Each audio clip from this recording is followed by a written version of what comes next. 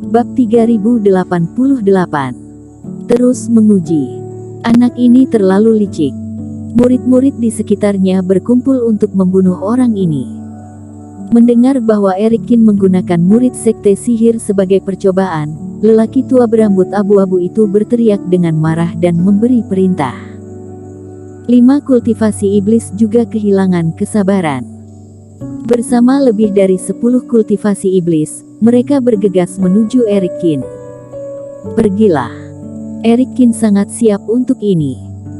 Pada saat kultivasi iblis muncul di bawah, api suci padam, guntur menghilang, dan Sky Eater berguling kembali. Dia terbang dengan cepat menuju luar pulau.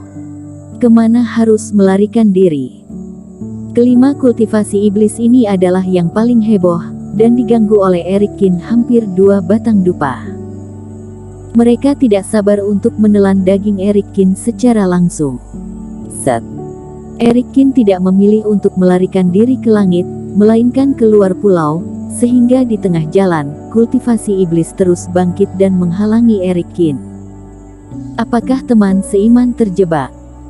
Selama waktu ini, para kultivator juga memulihkan beberapa aura Reiki, dan ketika mereka mendengar suara konstan di kejauhan, mereka juga sedikit gugup untuk Erikin, dan ingin bergegas untuk membantu. Jangan khawatir, jika teman seiman benar-benar ingin melarikan diri, dia pasti akan terbang ke langit seperti terakhir kali. Karena dia memilih untuk melakukan perjalanan melalui pegunungan dan hutan, dia sepertinya memiliki rencana. Jika kita pergi, mungkin akan menghancurkan rencananya. Tuan Muda Chen membujuk semua orang. Di pegunungan dan hutan, Erikin melarikan diri sambil terbang, dan juga menembak untuk menguji kekuatan kultivasi iblis tersebut. Pangkalan kultivasi belum melemah dengan cara apapun, yang menunjukkan bahwa kekuatan yang mereka tunjukkan sebelumnya bukanlah teknik rahasia. Spekulasi ini dapat dihapus. Mata Erikin berkedip, dan dia langsung menghilangkan tebakan di benaknya. Ratusan kultivasi iblis tidak lagi mengejar. Salah satu kemungkinan adalah, tentu saja, mereka takut ketinggian, tetapi mereka juga curiga bahwa itu adalah alasan berakhirnya semacam teknik rahasia. Tapi sekarang tampaknya tidak demikian. Erikin, hati-hati di depan. Iblis Fu tiba-tiba berseru. Desir.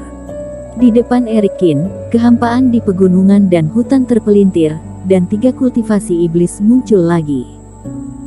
Lokasi di mana ketiganya muncul jelas dihitung, dan itu hanya sekitar 3 meter dari Erikin. Sama seperti Erikin terbang, mereka memiliki ekspresi kejam di wajah mereka, dan pisau ajaib di tangan mereka menebas langsung ke Erikin. Saat pisau ajaib ini mendekat, tapi ekspresi Erikin tetap tidak berubah, sosok itu tiba-tiba menghilang di tempatnya. Ketiganya bergegas, tetapi hanya menebas di atas bayangan, dan ketika mereka menyapu karena terkejut, mereka tidak dapat menemukan Erikin sama sekali. Seolah-olah, Erikin menghilang begitu saja.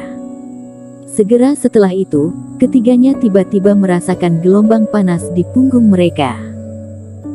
Ketika dia berbalik, dengan ngeri menemukan bahwa Erikin entah bagaimana telah mencapai bagian belakang dan memanggil lebih dari 10 naga api.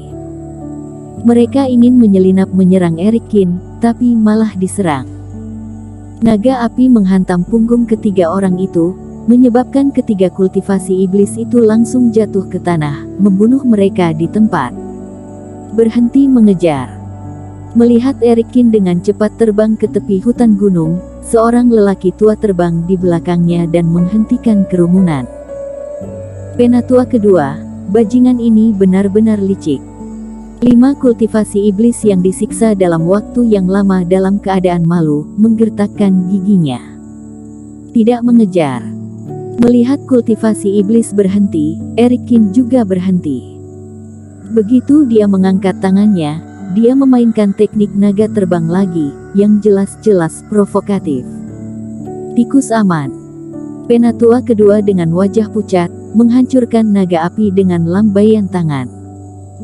Kalian sudah tidak mengejar, apakah karena takut akan sesuatu? Erik Kin bertanya sambil berpikir. Takut. Penatua kedua tersenyum aneh. Hati Erik Kin tiba-tiba membeku, dan transisi alam semesta serta langkah api langit tiba-tiba tampil. Saat berikutnya, penatua kedua muncul di tempat Erik Kin mendarat, dan kelima jarinya seperti pedang, langsung menusuk roh Erik Kin yang belum hilang. Menarik. Setelah menatap Erik Kin dengan dingin, penatua kedua menarik tangannya dan mundur dengan kultivasi iblis ke arah belakang. Erik Kin menyentuh dagunya dan hatinya tergerak. Penatua kedua menunjukkan kultivasi, tampaknya untuk mengintimidasi diri mereka sendiri, tetapi mereka berhenti mengejar satu langkah. Dan dia belum pernah bergerak sebelumnya. Ketika dia menyebutkan ini, dia tiba-tiba meledak, seolah-olah dia memiliki hati nurani yang bersalah. Mungkin, selain dari langit, tempat ini juga merupakan domain dari kultivasi iblis ini. Tapi di mana tepatnya, dirinya harus mencoba lagi. Melirik ke bawah dan mengingat lokasi, Erik Kin terbang keluar dari hutan dan duduk bersila untuk beristirahat. Semua orang memandang Erik Kin yang sedang duduk di tepi hutan dengan bingung.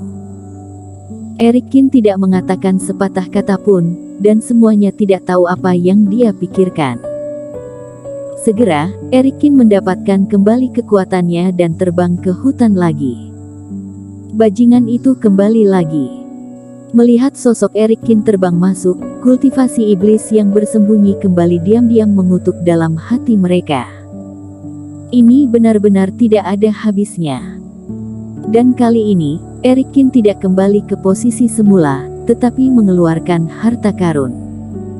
Tungku harta karun iblis. Hal ini diperoleh dari Yuda Sue di lautan tak berujung. Pada saat itu, Yunahan akan dikejar dan dibunuh oleh aliansi darah sepanjang jalan. Tidak peduli bagaimana dia bersembunyi dan melarikan diri, dia akan ditemukan lagi, yang merupakan kredit dari benda ini. Cukup masukkan sehelai nafas atau filamen jiwa dewa dari orang yang ingin diselidiki ke dalam tungku harta karun ini, dan tungku harta karun iblis ini akan memandu lokasi orang tersebut.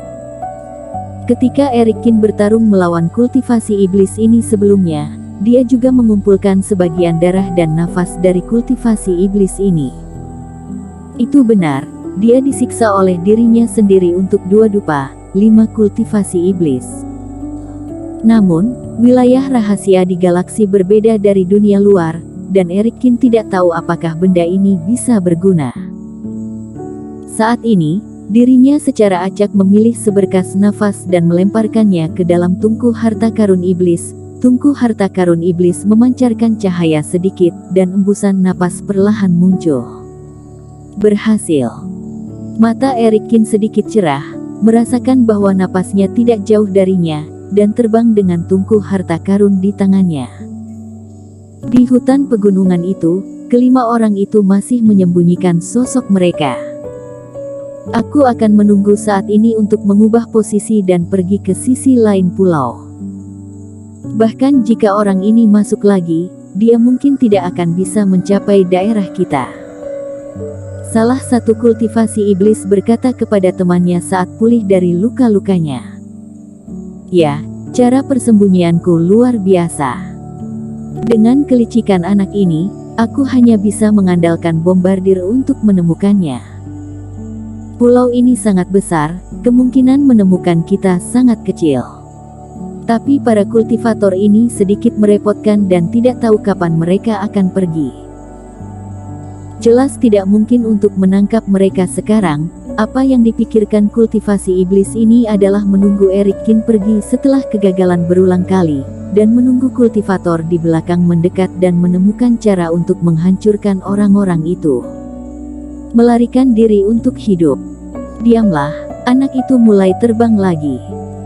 Kepala kultivasi iblis tiba-tiba berbicara, menyela obrolan beberapa orang. Apa yang membuat mereka berlima terdiam adalah bahwa Erik Kin di udara, terbang sepanjang jalan, benar-benar semakin dekat ke daerah mereka. Waduh, kita tidak mungkin sesial itu, kan? Mata kelima orang itu terbelalak, jantung mereka berdegup kencang, bahkan napas mereka terhenti sejenak. Bukankah sangat kebetulan, pulau ini begitu besar dan begitu banyak tempat, dia hanya bisa sampai ke tempat kita sekarang. Dan selanjutnya, melihat Erikin terbang di atas kepala mereka, kelima kultivasi iblis itu menghela nafas lega.